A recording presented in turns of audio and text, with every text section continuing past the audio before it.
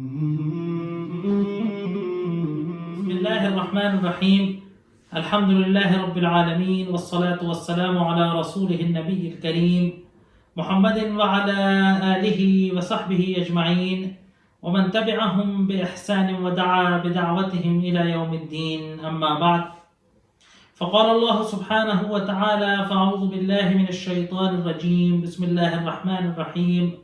ألم تر كيف فعل ربك بأصحاب الفيل ألم يجعل كيدهم في تضليل وأرسل عليهم طيرا أبابيل ترميهم بحجارة من سجيل فجعلهم كعصف مأكول. صدق اللہ العظیم. محترم ناظرین، السلام علیکم ورحمۃ اللہ وبرکاتہ. گزشتہ 2 لیکچروں سے سورہ فیل کے تعلق سے گفتگو ہو رہی ہے. بظاہر تو یہ چھوٹی سی قرآن کی مکی صورتوں میں کی یہ صورت تھی، لیکن کیونکہ یہ ایک بہت بڑے واقعے سے متعلق تھی اور اس واقعے کا عرب تاریخ میں اور اللہ کے رسول صلی اللہ علیہ وآلہ وصحبہ وسلم کی سیرت سے گہرا تعلق تھا، لہٰذا اس صورت کے تعلق سے کچھ قدر تفصیل سے گفتگو کرنے کی کوشش کی گئی. اب انشاءاللہ اس صورت کی جو آیات ہیں بظاہر تو ان کی تشریح تفسیر قصے کے ضمن میں کافی حد تک آ گئی ہے، لیکن کیونکہ ہم جب قرآن کی تفسیر کر رہے ہیں تو آیات کی جو مختصر سی تفسیر و ترجمہ ہے وہ آپ کے سامنے پیش کرنے کی کوشش کی جائے گی، اور پھر اس کے بعد اس واقعے کا اللہ کے رسول صلی اللہ علیہ وسلم کی سیرت سے یا آپ کے نبوت سے اس کا کیا معجزہ ہے، نبوت کے سلسلے میں اس کو آپ کے معجزوں میں کس طریقے سے شمار کیا گیا ہے، یا یوں کہیں کہ آپ کی نبوت کو ثابت کرتے ہوئے قریش والوں سے گفتگو کرتے ہوئے اس واقعے کو قرآن میں آپ کی نبوت کی دلیلوں کے طور پر کس طریقے سے پیش کیا جا سکتا ہے، یہ اس پر ہم انشاءاللہ کچھ تھوڑی سی روشنی ڈالنے کی کوشش کریں گے. اللہ تبارک و تعالیٰ فرما رہا ہے کہ أَلَمْ تَرَ كَيْفَ فَعَلَ رَبُّكَ بِأَصْحَابِ الْفِيلِ، کیا تم نے نہیں دیکھا، کیا تم نے غور نہیں کیا.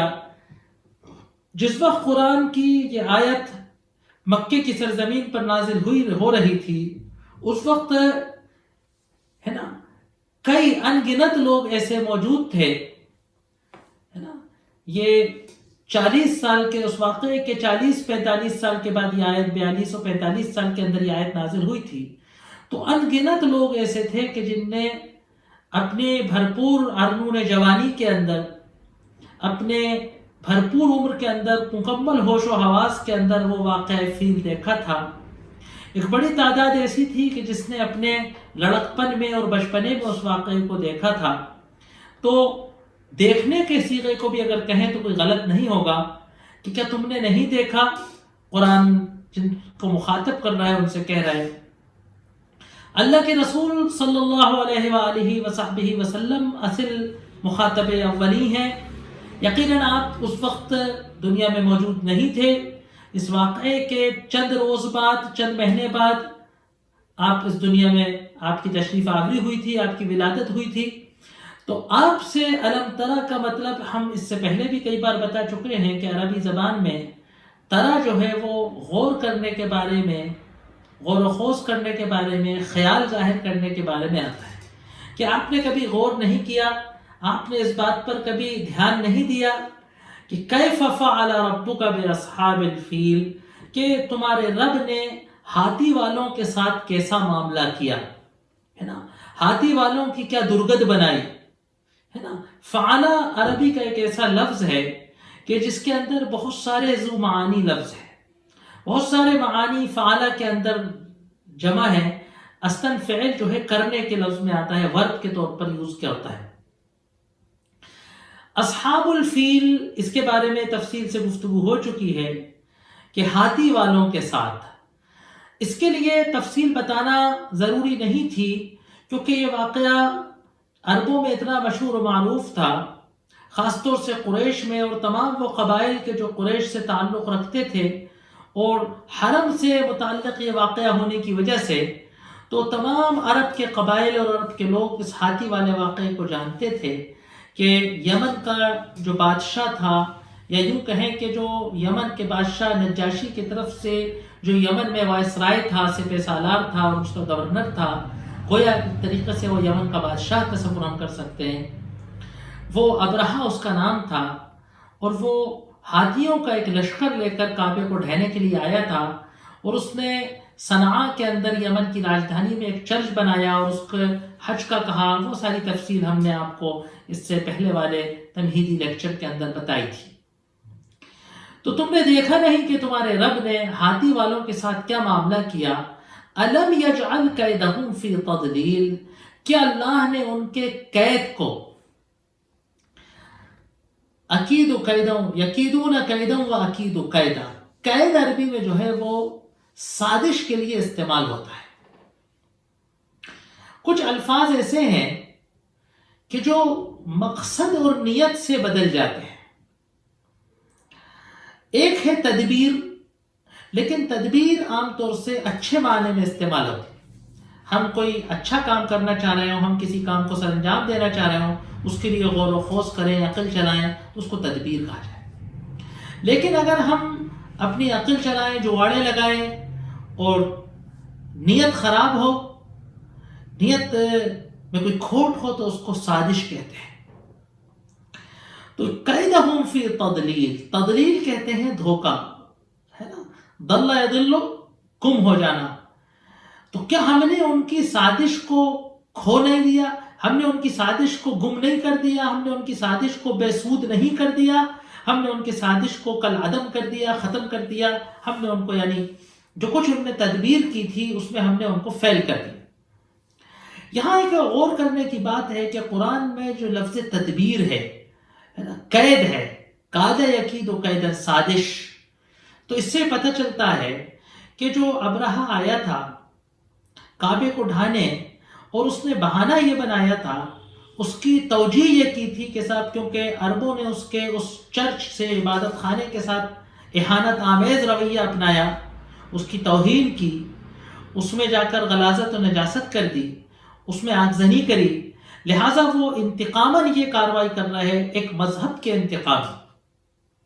تو یہ اس کی تدبیر و سازش تھی. اصل مقصد تھا کہ کعبے کو ڈھا دینے سے کعبے کی مرکزیت کو ختم کر دینا ہے، کیونکہ کعبے کی مرکزیت کی وجہ سے، کعبے کے مجاور ہونے کی حیثیت سے قریش کی مرکزیت تھی، اور قریش کی مرکزیت کا نتیجہ یہ تھا کہ وہ اس مرکزیت کا فائدہ اٹھاتے ہوئے عرب کے سارے قبائل جو ان کا احترام کرتے تھے، ان کا کہنا مانتے تھے، ان کا ادب کرتے تھے، ان کو جوار حرم میں، حرم کے مقیم ہونے کی وجہ سے محترم تصور کرتے تھے. اس کا فائدہ یہ تھا کہ قریش جو ہے وہ عرب کے اس ریگستان میں جہاں پر کوئی قافلہ، کوئی آدمی، کوئی سامان لے کر اگر ادھر سے ادھر جائے گا تو وہ بدامنی کا شکار رہتا. قریش والوں کو یہ فیسلٹی حاصل تھی، یہ بینیفٹ حاصل تھا حرم کے رہائشی ہونے کا، کہ وہ اس پوری تجارت کو سر انجام دیتے تھے، اور وہ قریش کے وجود کا، قریش کی معیشت کا ایک بڑا ذریعہ تھا. اور وہ انٹرنیشنل مارکیٹ کے اس طریقے سے، وہ انٹرنیشنل تجارت کی ایک مطلب یہ کہا جائے کہ ایک نظر انداز نہ کرنے والی کڑی بنے ہوئے تھے. تو کعبے کو ڈھا کر وہ حرم کی اہمیت کو ختم کرنا چاہتا تھا، قریش کی مرکزیت کو ختم کرنا چاہتا تھا، اور یہ سازش تھی. اور اللہ تبارک و تعالیٰ قریش والوں پر یہ احسان جتلا رہے ہیں کہ تمہارے بس کی نہیں تھی اس لشکر سے مقابلہ کرنا، اور نہ تم نے ایسا کیا، تم نے ہاتھ اٹھا بھی لیے تھے. تو اللہ تبارک و تعالیٰ نے تمہاری مدد کی، تمہارا تعاون کیا، اور اس کے لشکر کو، ابرہہ کو جو ہے، ان کے چالاکی کو، ان کی عیاری کو، ان کی مکاری کو، ان کی سازش کو جو ہے فیل کر دیا. وَأَرْسَلَ عَلَيْهِمْ طَيْرًا أَبَابِيلَ، اور بھیجے ان پہ ابابیل پرندے. طیر کہتے ہیں طارا یطیر طیرن، طیر عربی میں کہتے ہیں پرندے کو. قرآن نے اس لفظ کو اس کے علاوہ بھی استعمال کیا ہے. قرآن نے کہا ہے فَخُذْ أَرْبَعَةً مِّنَ الطَّيْرِ فَصُرْهُنَّ إِلَيْكَ ثُمَّ ادْعُوهُنَّ يَأْتِينَكَ سَعْيًا. حضرت ابراہیم کو اللہ تبارک و تعالیٰ نے ایک معجزہ دیا تھا کہ ان نے 4 پرندوں کو کاٹ کر ذبح کر کے ان کے گوشت کو کاٹ کے اور ان کے گوشت کو ملا کر اور 4 پہاڑوں کی چوٹیوں پر رکھ دیا اور پھر ان کو بلایا، آواز دی تو وہ 4 پرندوں کا گوشت پہاڑوں سے ادھر سے ادھر اڑا اور وہ 4 پرندے اکٹھے ہو کر زندہ ہو کر آ گئے. تو یہ معجزہ تھا. دوسری جگہ قرآن نے اس لفظ کو استعمال کیا ہے حضرت سلیمان علیہ السلام کے تعلق سے، وَتَفَقَّدَ الطَّيْرَ فَقَالَ مَا لِيَ لَا أَرَى الْهُدْهُدْ. حضرت سلیمان نے تفقد کیا، چیکنگ کی پرندوں کے ریوڑ کی، لشکر کی، تو ان نے ہدہد کو نہیں پایا. تو واقعہ ہے پورا. ایک جگہ قرآن نے کہا ہے جنت کی علامتوں میں سے، جنت کی تصویر کشی میں کہ وَلَحْمَ طَيْرٍ مِّمَّا يَشْتَهُونَ، اور ان کو پرند کا گوشت ملے گا، مما یشتہون، جس کی وہ خواہش کیا کرتے. تو پتہ چلا کہ پرند جو طیر جو ہے وہ طارا یطیر و طیرن، ہوا میں اڑنے کے لیے استعمال ہوتا ہے، لیکن عموماً عربی زبان کے اندر اور خاص طور سے نزول قرآن کے زمانے میں اور جس وقت قرآن نازل ہوا ہے اور اللہ تبارک و تعالیٰ نے قرآن میں اس لفظ کو اس پرندوں کے لیے استعمال کیا جن کو ہم برڈز کہتے ہیں، جو اڑتے ہیں آسمان میں. تو وَأَرْسَلَ عَلَيْهِمْ، اور بھیجے اللہ نے ان پر طیر پرندے، ابابیل. ابابیل کہتے ہیں ضغافات و جماعات، گروہ در گروہ، ہے نا. بعض لوگ سمجھتے ہیں کہ ان پرندوں کا نام ابابیل تھا، اور ابابیل چڑیا کو، ایک خاص چڑیا کو ابابیل بھی کہا جاتا ہے. یہ عوامی بات ہے. اصلاً عربی لغت کے اندر ابابیل کہتے ہیں جوغ در جوغ کو، جھنڈ کے جھنڈ. تو جھنڈوں در جھنڈوں کے اندر اللہ نے ان پرندوں کو بھیجا، سمندر کی طرف سے آئے تھے، اور وہ کیا کر رہے تھے؟ ترمیہم بحجارۃ من سجیل.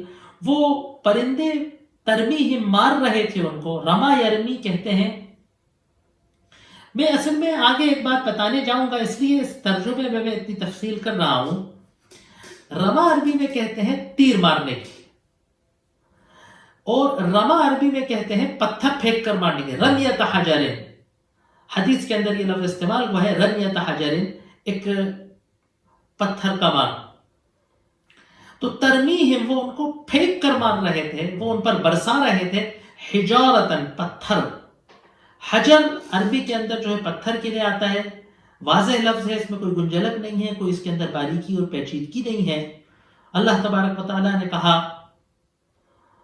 اَنِضْرِب بِعَصَاكَ الْحَجَرَ، حضرت موسیٰ سے کہا کہ تم اپنے لاٹھی کو پتھر پر مارو، فَانْفَجَرَتْ مِنْهُ، وَإِنَّ مِنَ الْحِجَارَةِ لَمَا يَتَفَجَّرُ مِنْهُ الْأَنْهَارُ، اور پتھروں میں سے کچھ ایسے ہوتے ہیں جن میں سے جو ہے پانی نکل جاتا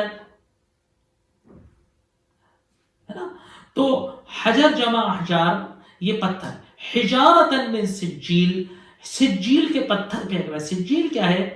سجیل کہتے ہیں مٹی کے وہ پتھر جو پکی مٹی کے ہوں، پختہ پتھر. تو یہ ابابیل پرندوں کے جھنڈ آئے. کل خطاطیف عربی میں آتا ہے، فاختہ جیسا پرندہ تھا. پھر اس کے بارے میں روایات میں بڑی لن ترانیاں ہیں کہ صاحب وہ انسانوں جیسے ان کے چہرے تھے اور درندوں جیسے ان کے منہ تھے، وہ فلاں تھا اور ڈھمکا تھا. تو ان ساری روایات کی تفصیلات کو قطع نظر کرتے ہوئے جو سیرت ابن ہشام میں ہے کہ کل خطاطیف کے چڑیا اور فاختہ جیسا تھوڑی بڑی چڑیا کا جو سائز ہوتا ہے اس کے پرندے تھے جو ترجوق تھے، اور وہ آئے اور انہوں نے اس لشکر پہ جو ہے پتھر برسائے سجیل کے. جیسا کہ دوران قصے کی تفصیل میں بتایا گیا تھا کہ وہ پتھر اتنی تیزی سے لگتے تھے، گولی کی طرح، ڈائنامیٹ ٹائپ کا کام کرتے تھے کہ وہ ایک طرف سے گھستے تھے تو جسم کے دوسرے سرے سے نکل جاتے تھے، اور وہ اس پتھر کے آر پار ہونے کے نتیجے میں وہ جسم جو ہے گلنا اور سڑنا شروع ہو جاتا تھا، اور اس زخم میں سے خون اور پیپ اس کے اندر سے پس اس میں سے بہنا شروع ہو جاتا تھا. اور کچھ لوگ تو وہیں موقع واردات پر ہی مر گئے. کچھ راستے میں ارد گرد گرتے پڑتے مرتے راستے میں گئے، کچھ زخمی حالت میں لے جائے گئے اور راستے میں وہ مر گئے، کچھ پہنچ کر مر گئے، کچھ زندہ بچ گئے. یہ اس طریقے سے جو سیرت کی روایات ہیں ان کے اندر اس طریقے سے صراحت آئی ہے. یہاں ایک بات، حجارۃ من سجیل فجعلہم کعصف مأکول، جو ابرہہ تھا روایات میں آتا ہے کہ اس کے بھی پتھر لگا تھا اور وہ زخمی ہوا، اور کہتے ہیں کہ انملتن انملا، اس کا جسم جو ہے پوروے کے برابر، پوروے کی طرح اس کے جسم میں سے گوشت گرتا جاتا تھا، اور اس میں سے سڑان اور جو ہے وہ خون اور پیپ اس میں سے بہتا رہتا تھا. اور کہا کہ یہاں تک کہ جب صنعاء پہنچا تو کل فرخ چوزے کی طرح ہو گیا تھا، ایسا سوکھ کر بالکل اس کا سارا جسم کی گوشت گل گل کر اس کے جسم میں سے گوشت گر رہا تھا اس پتھر کی مار سے. اور وہ نہیں مرا. اللہ تبارک و تعالیٰ نے اس کو سزا دی تھی اور وہ نہیں مرا حتی انصدع قلبہ عن صدرہ. اس جس طریقے سے اس کا گوشت سڑ سڑ کر نکل رہا تھا، اس کا دل پھٹ کر سینے سے باہر آ گیا، اس کا دل پھٹ کر اس کے سینے سے باہر آ گیا، اور اس طریقے سے اس کی موت ہوئی. علامہ سیرت حضرت ابن ہشام نے اور ابن اسحاق وغیرہ نے، جتنے بھی مشہور و معروف سیرت نگار ہیں جن نے اللہ کے رسول صلی اللہ علیہ وسلم کی بعثت سے اور آپ کی ولادت سے پہلے سے عرب کے واقعات کو اپنی کتابوں میں شامل کیا ہے، انہوں نے مختلف عربوں کی جاہلیت کے دور کی روایات میں اور سیرت نگاروں کی دیگر صحابہ کی روایات سے ان روایات کو بیان کیا ہے. تفصیلی روایات جن کا مجموعہ مختصر جو ہے وہ یہ ہے کہ جو میں نے آپ کے سامنے ابھی بیان کیا گیا. فَجَعَلَهُمْ كَعَصْفٍ مَأْكُولٍ، یہ بڑی تصویر کشی کی گئی ہے ان کی تباہی اور بربادی کی، ان کے نست و نابود ہونے کی مثال دی گئی. فَجَعَلَهُمْ، تو اللہ نے ان کو کر دیا كَعَصْفٍ مَأْكُولٍ. عصف کہتے ہیں چارے کو، جو بھوسا ہم جانوروں کو کھلاتے ہیں اس کو عصف کہا جاتا ہے. جو اناج کو نکالنے کے بعد، بیج کو نکالنے کے بعد جو باقی سامان بچتا ہے جس کو بھوسا بنا لیا جاتا ہے، اس کو جانور کھایا کرتے ہیں. عام طور سے جن لوگوں نے کبھی جانوروں کو، یہ بھینسوں وغیرہ کو پالا ہوگا، دودھ کے ڈھوروں کو پالا ہوگا، ان نے ایک چیز نوٹ کی ہوگی یا سنی ہوگی آپ نے کہ جانوروں کو جب چارہ چلایا جاتا ہے، جس طریقے سے وہ ان کو برتن وغیرہ میں رکھ کر چارہ بنا کر دیا جاتا ہے، تو عام طور سے مثال بھی دی جاتی ہے کہ بھئی ڈھوروں کی طرح کھانا کھاتے ہو، ادب سے کھانا کھاؤ. تو جانور جب چارے کو کھاتا ہے تو چارے کے کچھ ٹوٹے ٹکڑے تنکے گھاس وغیرہ کے ڈٹھل اس کے منہ کے سائڈ سے گرتے ہیں. پورے طریقے سے وہ نہیں کھاتا، اس کے منہ سے کچھ گرتا ہے، اور وہ جب کیونکہ جانور کھا رہا ہوتا ہے تو اس گرے ہوئے پر وہ کھروں سے اس کو کچل دیتے. اب ویسے ہی وہ سوکھا چارہ ویسے ہی بھربھرا ہوتا ہے، اب اس کے تنکے، کھائے ہوئے تنکے اس کے منہ سے گرتے ہیں، ویسے ہی کچلے ہوئے وہ پھر پیر سے پسل، تو ان کی کوئی قیمت نہیں ہے، ان کا کوئی دنیا میں یوز نہیں. فَجَعَلَهُمْ كَعَصْفٍ مَأْكُولٍ، اور کر دیا ان کو کھائے ہوئے بھوسے کی طرح. یہ اللہ تبارک و تعالیٰ نے اس لشکر کے نست و نابود ہونے کی، اس کے بالکل مسمار ہو جانے کی، کچل کر رکھ دینے کی، اس کو بھوسا بنا کر بالکل بھس کر دینے کی، اس کی جو ہے وہ تصویر کشی کھینچی گئی ہے کہ اس طریقے سے ان کا انجام ہوا. یہاں ایک بات قابل غور ہے. عام طور سے تو ہمارے مفسرین حضرات، ہمارے علماء جب اس تفسیر کو بیان کرتے ہیں تو ان کا مشورہ یہ ہے، ان کی ہدایت یہ ہوتی ہے کہ جو عجیب غریب قسم کے اختلافی مسائل ہیں اور جو کچھ اختلافات تفسیر میں کیے گئے ہیں، عام طور سے ان کو عوام الناس کے سامنے بیان نہ کیا جائے.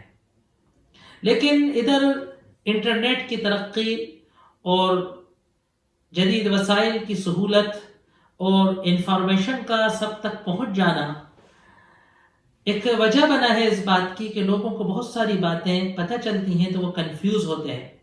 لہٰذا بعض وقت ضروری ہو جاتا ہے کہ ایسی باتیں کہ جو ہم تک پہنچائی جاتی ہیں قصد و ارادے کے ساتھ یا دوران سرچ وہ انٹرنیٹ کی سرچنگ کی سہولت کی وجہ سے وہ ہم تک آ جاتی ہیں اور ہمیں ان کا سورس نہیں معلوم ہوتا، ہمیں ان کی پوری بات نہیں معلوم ہوتی، تو ہم دقت کا سامنا کرتے ہیں.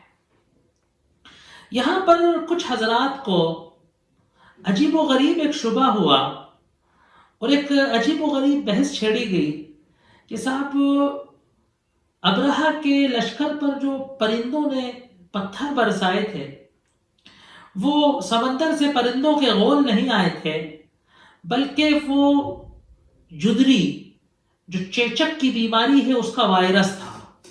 اور یہ طیر سے مراد فلائی، اڑنے والی چیز، کیونکہ وائرس بھی اڑتا ہے اور آج کل بھی ایک وائرس کا ہم سامنا کر رہے ہیں. تو کہا کہ یہ وائرس تھا.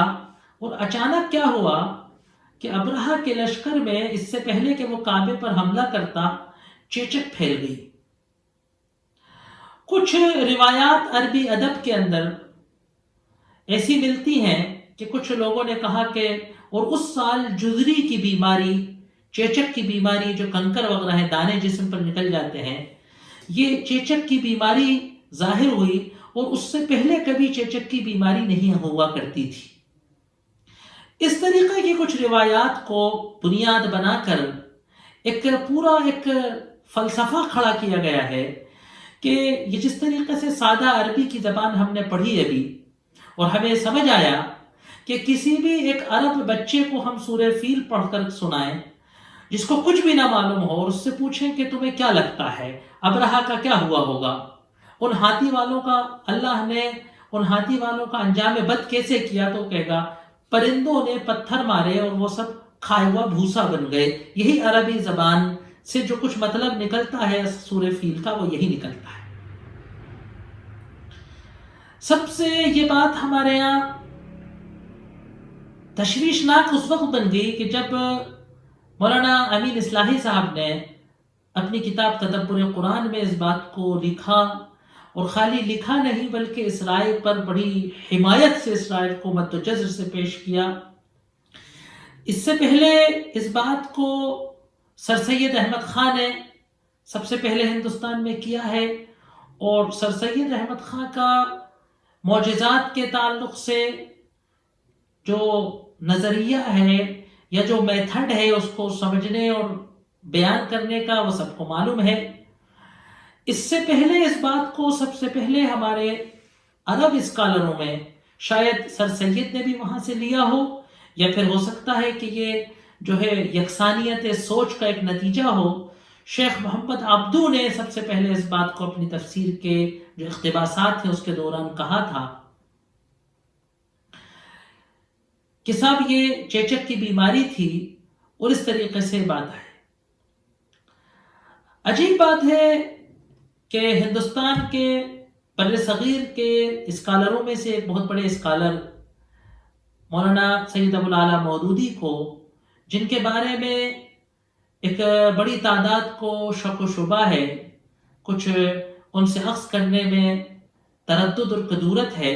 یقیناً کوئی بھی ہستی جو ہے تنقید سے بالاتر نہیں ہو سکتی، اور کوئی بھی ہستی دنیا میں ایسی نہیں ہے کہ جس سے ریسرچ کے دوران، نقد و بحث کے دوران غلطیاں نہ ہوئی ہوں، مس انڈرسٹینڈنگ نہیں ہوئی ہو، کہیں اس نے بات کو سمجھنے میں لغزش کی ہو، کہیں بات کو پیش کرنے میں لغزش کی ہو، تو یقیناً ایسا ہو سکتا ہے۔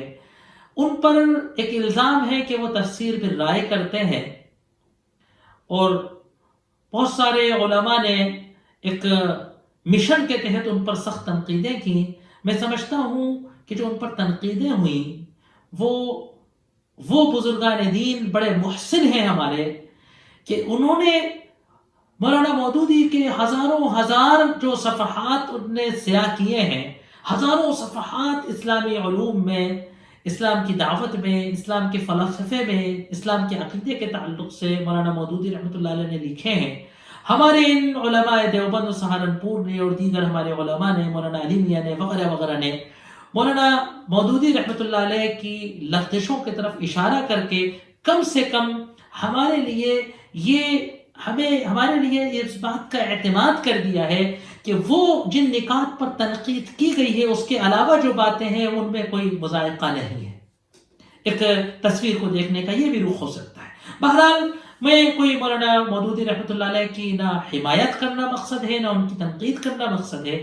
میں اس اختلافی مسئلے کے اندر صرف یہ بتانا مقصد ہے کہ مولانا مودودی جن پر رائے سے تفسیر کرنے کا الزام ہے، انہوں نے اس مسئلے میں سلف کے قول کی تائید کی ہے، اور امین اصلاحی صاحب تو ان کے بعد آئے ہیں، تو ان کے تدبر قرآن میں بات آ جانے کی وجہ سے لوگ سمجھتے ہیں کہ شاید مولانا مودودی نے بھی یہی رخ کیا ہو، لیکن تفہیم القرآن نے، قرآن جو ان کی کتاب ہے، اس میں مولانا مودودی نے بڑے مد و جزر کے ساتھ اس قول کی سخت تنقید کی ہے کہ جس میں کہا گیا ہے کہ وہ پرندوں کے بجائے وہ چیچک کا وائرس ہے۔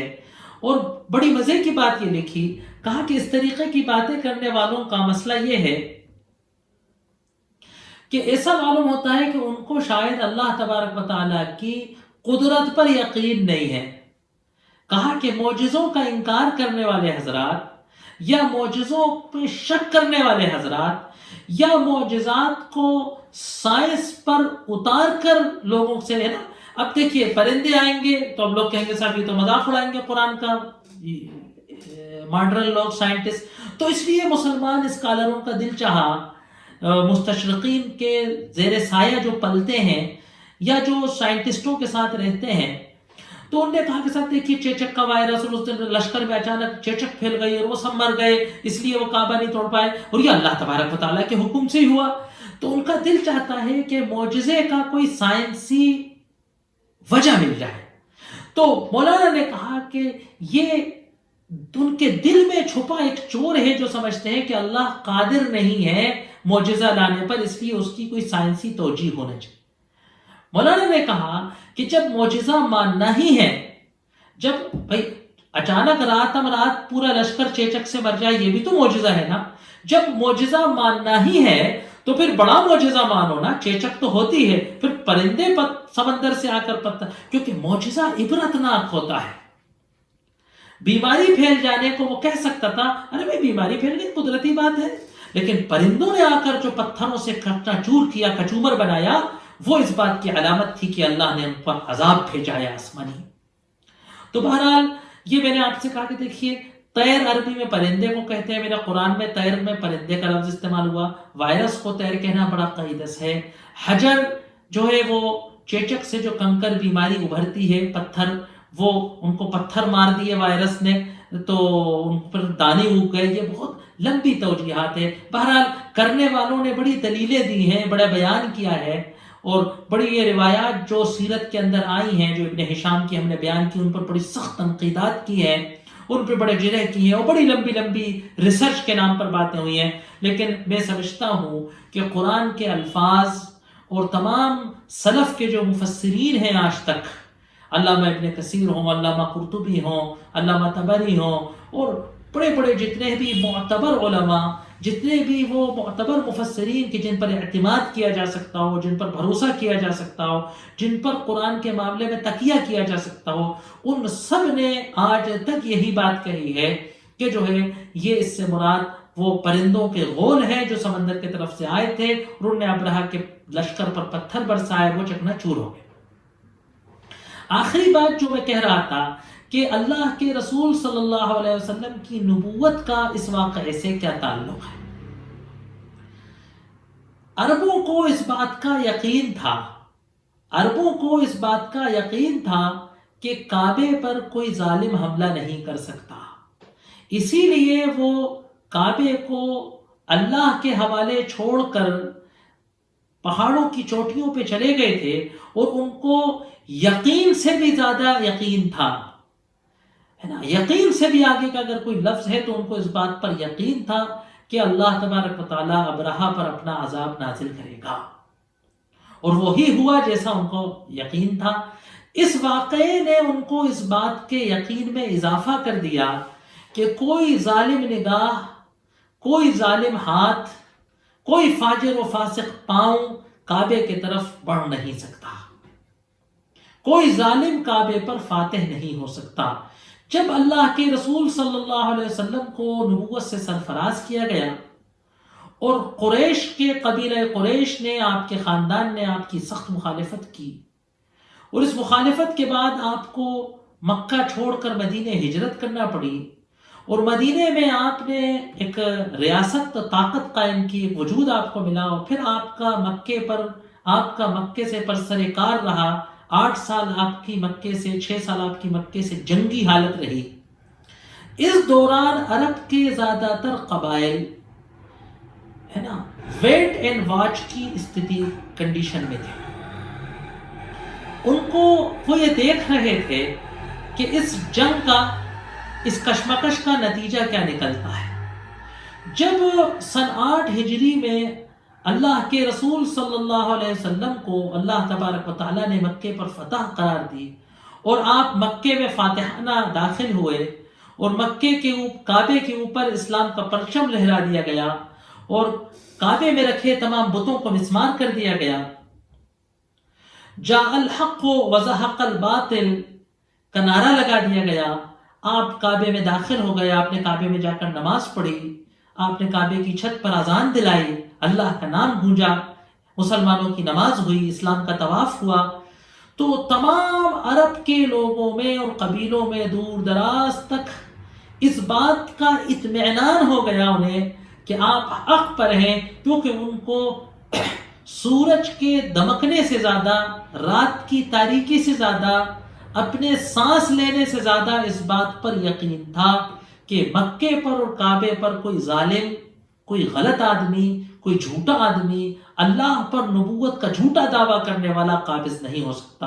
لہٰذا آپ نے دیکھا کہ ساری دعوت کے 20 سال میں، 21 سال میں جتنے لوگ ایمان نہیں لائے تھے، اس سے کئی گنا لوگ مکے کے فتح ہونے کے بعد ایمان لائے۔ تو یہ واقعہ اصحاب الفیل کا آپ کی نبوت کی دلیل یوں بنا کہ اس واقعے کو اللہ نے بیان کیا اور کہا کہ دیکھو، اگر محمد غلط ہوتا تو کعبے پر فائز نہیں ہوتا، اور اسی لیے تمام عرب خاموش تھے۔ اکثریت عرب کی جو ہے اس جنگ کا حصہ نہیں بنی تھی، وہ یہ انتظار کر رہی تھی اس بات کا، انہیں یقین تھا کہ مکہ، قریش کعبے کے مجاور ہیں، ان کو شکست نہیں ہو سکتی، اور اگر محمد غلط ہے تو وہ غالب نہیں ہو سکتے۔ جب قریش کو شکست ہوئی تو یقین ہو گیا کہ قریش غلط ہے، اور جب اللہ کے رسول صلی اللہ علیہ وسلم مکے میں داخل ہوئے، کعبے پر چڑھے، تو یقین ہو گیا کہ یہ ظالم نہیں ہے، سچے ہیں۔ یہ آپ کی نبوت کی ایک بہت ہی مضبوط اور پختہ اور مستحکم دلیل بنی۔ اس کے بعد انشاءاللہ سورہ قریش آ رہی ہے، اور اسی مضمون سے وہ جڑی ہوئی ہے، انشاءاللہ اس کی تفسیر کرنے کی کوشش کی جائے گی۔ وآخر دعوانا ان الحمدللہ رب العالمین۔